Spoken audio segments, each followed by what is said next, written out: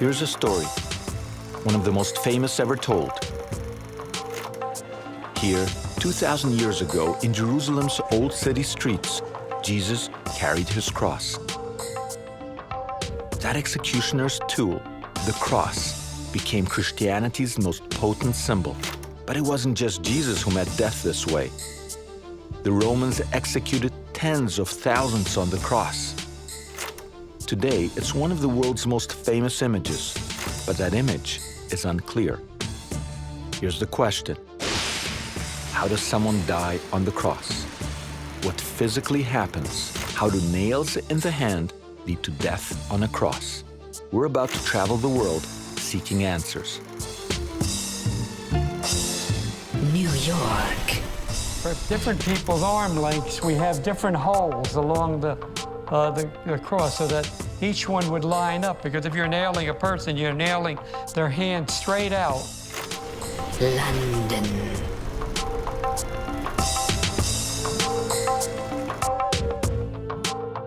Well, like the nails, these are the actual nails that went through my hand. I feel I'm not really interested in possessions. You've probably seen I don't really own very much, but I've got a kind of magical attachment to these, really. And where no host has gone before. But like most biblical archaeology stories, this one starts in Jerusalem. During the days of the 1st century, Roman emperors Caligula and Nero, thousands of people would be crucified here along busy highways like this one. the Romans crucified slaves, traitors, and rebels. To make an example of them, deterrence, in the place where the so-called crime took place, usually the crime was resistance to the Roman Empire. Tens of thousands died on the cross. What most people don't know is this. Archaeologists have found nothing. Well, almost nothing, to prove that anyone was ever crucified. How can this be? Like all good stories, let's start with a twist. A twisted nail. This is the only physical evidence in the world proving crucifixion happened. What you see here is the heel bone, the foot of this crucified man, with the iron nail going through it, piercing it. But this isn't real. It was shown to me by Dudi Mevorach, a curator at the Israel Museum. When bones are found in excavations in Israel, after a short investigation, we rebury them. And the same is true for this bone of the crucified man from Jerusalem. So what I'm holding here and what we are exhibiting at the museum is actually a copy, a perfect copy of that. This was found together with the whole skeleton, the skeleton of Yochanan, which was about 24 to 28 years of age. We know his name. We know his name, Yochanan, a young man. We don't know the crime for which he was crucified. Why Yochanan was crucified is less interesting than what he was crucified on. The wood of his cross had a knot. As the nail passed through his heel and into the cross, it hit stronger part of the wood and got bent, preventing it to be pulled out. So 2,000 years ago, they nail a Jew to a cross in Jerusalem. Because they choose one height as opposed to another height, it hits something stronger than a nail. At that moment, the nail bends and starts a whole chain of events that allow us to find the only crucified bone ever. You know, the archaeology is all about tragedy and chance. Persians, Assyrians, Celts, and Germans practiced crucifixion. Many scholars say the Carthaginians pounded the first nail. The Romans didn't invent crucifixion. They merely perfected it. a twist of fate, a twisted nail. It gives us the only physical evidence in the world of a crucified man. But tens of thousands died on the cross. Why is there no evidence? Where are the other iron nails and splintered heels? You know, they used to crucify thousands of people along the roads here. And if they crucified so many people, how come there's no archaeological evidence? How come there's no archaeological evidence except one person? I don't know how. You have to know how.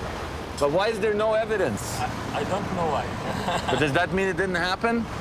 Maybe it's happened. Maybe. So it doesn't mean, just because they don't have any archaeological evidence, doesn't mean anything. I don't know. Everybody here is into archaeology. Where is the evidence? Well, we can't answer that until we learn how crucifixion worked. It turns out the best place in the world to get answers is a small town in New York. There, in a tidy family garage, next to the lawnmower and sprinkler, a father puts his son on the cross.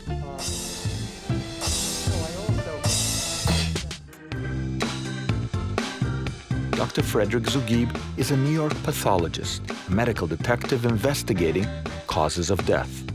His books include Crucifixion of Jesus, a forensic inquiry. Dr. Zugib is trying to find out what happens to a body on the cross. From the lashing, They called them scorpions, and they would dig right into the flesh and rip. to the nails, When the nail goes through that area, it hits the median nerve, as they explain. They're one of the worst pains ever experienced by man. to the mechanics of hanging on a cross. Then what happens? The cramping in the legs. Well, what they did was they'd arch the body, and that would extend the legs to remove some of the cramps. Dr. Zugib isn't studying alone. Meet Dr. Zugib's son, Tom. For the past 16 years, I've been a local judge, and I have my own private practice of law. He's been going up on the cross for his father for 31 years. You must be the most crucified man. I would think. You're the most crucified man ever. There's not much you could do to me, right? That's right. That hasn't been true. You know what? He was the executive assistant district attorney for a number of years, and when he left the office, they did a roast on him, and I loaned them pictures of him up on the cross. They said this is what his father used to do whenever he was bad, whenever to punish him. He would crucify him. Dr. Zugib tests oxygen levels, blood pressure, heart rate. So does anybody else do this anywhere in the world? Are you the world's expert on crucifixion? Pretty much because nobody has done, people have just speculated. There's even been a paper in a Journal of the American Medical Association from the Mayo Clinic. Just speculation, no experimentation at all. Fortunately, no one else in the world conducts live crucifixion experiments. Over the centuries, artists occasionally nailed cadavers to crosses to get the right pose. Lately, Mel Gibson gave us some of the most visceral images yet. But Dr. Zugib says the Road Warrior got it wrong because Gibson exaggerated the lashing for entertainment value. No one could have survived the lashing Gibson gave Jesus. And then they scourged him for about 9 to 10 minutes straight, with the big bruisers coming down on him using a flagrum with sharp-edged pieces. Well, I think about 5 or 6 lashes like that would have killed him, from my experience as a forensic pathologist. He never would have made it to the cross. He would not have made it to the cross. First of all, his breathing would have been terrible. If you get punched in the chest, one punch, you have difficulty breathing. To carry a 200-pound cross, as he did in the movie, it would have been almost impossible. Mel Gibson would say, Now, I have a case. You've never seen anybody flayed, so how do you know? Well, I have a case just about 1.5 years ago of a young individual who was beaten by the stepfather with a belt and lamp cord. The individual died. Both lungs were collapsed. The inside of the chest wall was all hemorrhage, all hemorrhagic. They tried resuscitating the individual after, could not resuscitate the individual. So this 18-year-old in good shape didn't survive just a strap? A beating with a belt and a lamp cord. So Mel got it wrong. No one could have survived Gibson's lashing and then carried a cross. But Christians do believe the real Jesus made it to the cross. That's the image most of us have. But it comes from art, not archaeology or science. The common way that people perceive crucifixion is the way the artistic descriptions are of the crucifixion of Jesus, with the feet one on top of the other, with a nail driven through both of them into the upright beam of the cross. But there was a great variety. Peter Richardson, professor of religious studies at the University of Toronto. Sometimes his feet are on a ledge, sometimes he's nailed to the cross, sometimes, you know, the nails seem to go through the palm, sometimes through the wrist. Was there one way or variations? No, there were all sorts of varieties of crucifixion, upside down with arms extended, even with the privates being nailed to the cross. Oh. There were all sorts of variations, X-shaped crosses, tau-shaped crosses, that is T-shaped crosses.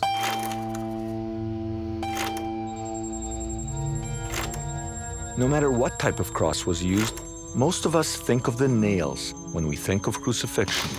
We're about to meet someone who can tell not the history, but the actual feeling.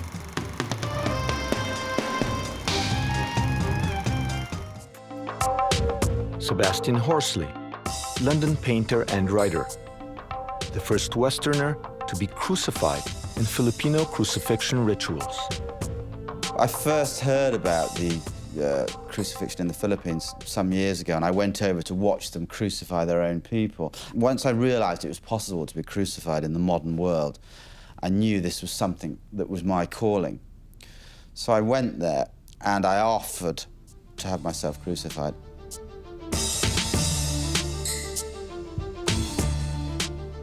Every Easter, a few villages in the Philippines reenact Jesus' passion.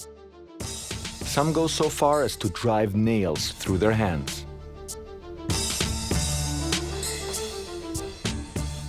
They strapped me to the cross, and I wanted to think of something specific, like my girlfriend, when the nails went through the skin.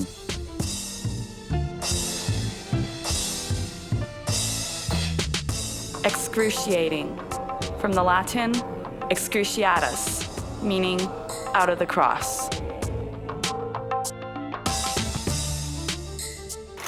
And as the nails went through, I started to black out, and they started to raise the cross, and I was in and out of consciousness, and my eyes filled up with water.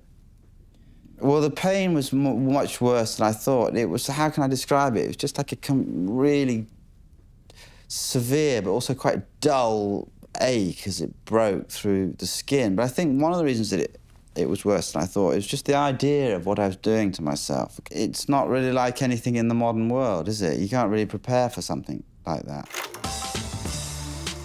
It's hard to understand why, today, anyone would want to be crucified. But why did the Romans choose crucifixion? Hanging was easier, feeding to wild animals more dramatic. The sword was faster. But the cross was special to the Romans. Why did crucifixion so absolutely satisfy Roman needs for nearly 800 years? Part of the answer is the power of humiliation. Humiliation and shame. It's a death in shame. The Romans typically not only scourged the person who was to be executed ahead of time, but then often left the body on the cross so that it would simply disintegrate on the cross. There would be very little left. Jackals would pick at it from the bottom and carrion birds from the top. Humiliation with purpose, deterrence. Crucifixion was a public warning. The Romans wanted everyone to see what happened if you messed with them. So we're back to our first question. If so many thousands died on the cross, and the whole point was that as many people as possible witnessed the punishment, why is there so little evidence of crucifixion? Well, it turns out that there's more evidence than I first suspected. If archaeology is all about tragedy and chance, then chance was on my side. I was in Tel Aviv interviewing Dr. Arensberg, an expert in ancient forensics. The interview wasn't even about crucifixion. It was about leprosy. And then, from a pile of boxes on the floor, the good doctor pulled out a surprise. Do you yes. recognize the crucifixion? Is this the original? This is the original. Yes, sir. This is the original. I've seen the fake one at the Israel Museum. Yeah. This is it. This is the original. Oh my goodness. Yeah. And you can, this is the only example in the world of that a has crucified been preserved till man. now. And this is a very, very important fact that proved that crucifixion existed. You see? It's incredible. Yeah, this is fantastic. And how they turned. Yeah. Well, that's why they probably couldn't get it out after the debate. It hit something hard and... Can I? But take care. No. This is a truly important archaeological... This is the only example of a crucified man. And this is the original. I've seen the plaster cast many times. I didn't even know that the original existed somewhere. But the professor has it right here in a box. It's really incredible. Very, very, this is really history. Very important. I would say that's amazing. So we know thousands of people were crucified, and yet there seems to be no archaeological evidence except one. The first answer to that is this is what we found. We don't know about the rest. We know that there are many forms of crucifixion, both from literary sources, but also from what we were able to reconstruct, even from that one bone itself. So if people, for instance, were crucified with ropes, we won't find anything. Because the ropes will decay with time, and we will have no evidence. The wood will also decay with time. When would an executioner choose a rope instead of a nail? It depended on economics of time. Example, the Romans crucified 6,000 slaves after the Spartacus rebellion, probably using ropes. Nailing would have just taken too much work. The other factor is how long they wanted you to suffer. If you're hung with ropes, you can last for days. Nails, hours. But still, how did a nail in the hand hurry death? We know nails are painful, but a nail in the hand doesn't kill. For many years, the leading theory of death on the cross was asphyxiation. Dr. Zugib and Tom prove this theory is false. Here's how it works. In classic crucifixion, this is where the arms are. In this position, there's no problem breathing. Breathing doesn't become tough unless we raise the arms much higher. Okay. Put your arms straight out. It's easy to breathe.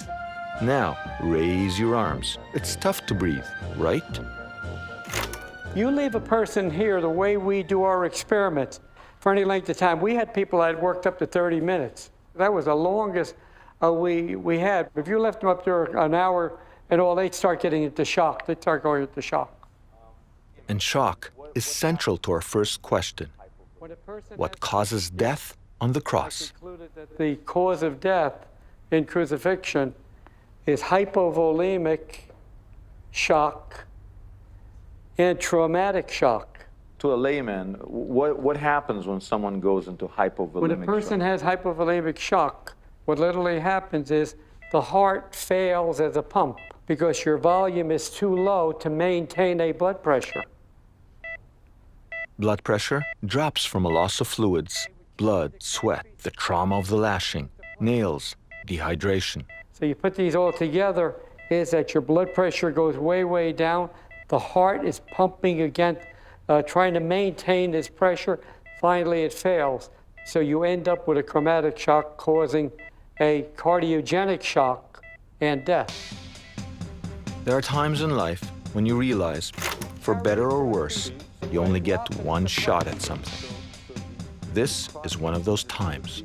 I don't think a host, you know how you have television, you have hosts, you know, they fly planes, they do all that. I don't think any host has ever gone up on the cross. Do you know about Zugebi? Yes. How long did he crucify you for? I'm on camera, I'm taking full responsibility. I went up there, his son, who's been training for years, is doing this, lasts about 4 minutes. Because it's very interesting what happens. You've done it? Oh, yeah.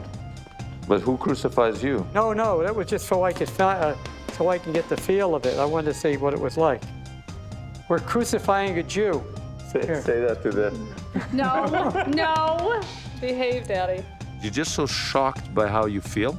Yeah. Once your feet are taken off the ledge, you suddenly hang up there. Your instinct is you want to arch your way back up, you know? Because for the muscles. your body starts going into shock because it doesn't want to stay like that, hanging.